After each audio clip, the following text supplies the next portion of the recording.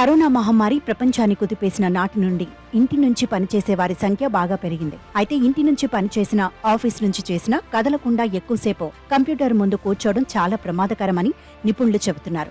గంటల తరబడి కూర్చొని కంప్యూటర్ స్క్రీన్ చూస్తూ వర్క్ చేయటం వల్ల అనేక రకాల అనారోగ్య సమస్యలు తలెత్తుతాయని హెచ్చరిస్తున్నారు. ఇది ధూమపానం కంటే కూడా ప్రమాదకరమని చెబుతున్నారు.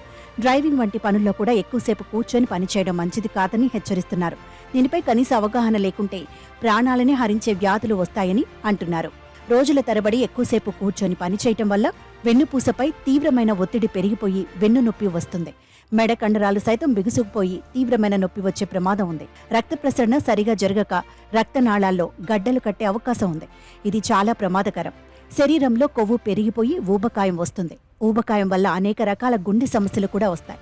అయితే వీటిని నివారించేందుకు గంటకు ఒక 5 నిమిషాల పాటు సీట్లో నుంచి లేచి మంచినీరు తాగడం, వాకింగ్ చేయడం వంటి ఇతర పనులు చేయాలి. అదే పనిగా కూర్చొని పనిచేసే వారికి హృదయ సంబంధిత సమస్యలు పొంచి ఉన్నట్లు వైద్యులు చెబుతున్నారు. హై బీపీ, గుండె నొప్పి సహా పలు గుండె సంబంధిత వ్యాధులు వచ్చే ప్రమాదం ఉందని హెచ్చరిస్తున్నారు.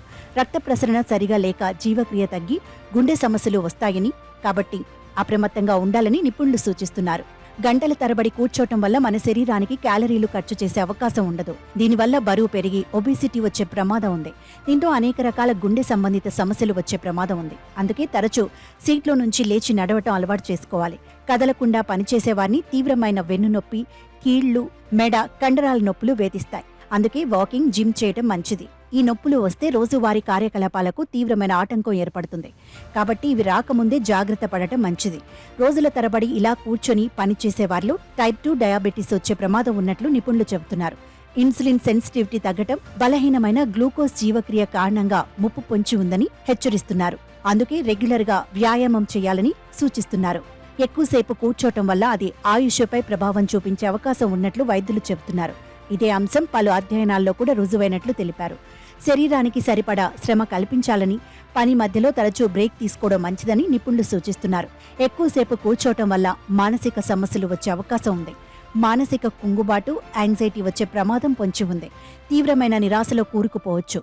అలాగే మానసిక ఆందోళనలు పెరిగిపోయి గుండె కొట్టుకునే తీరు మారొచ్చు. ఈ సమస్యలు రాకుండా ఉండేందుకు రెగ్యులర్గా వ్యాయామం చేయడం మంచిది.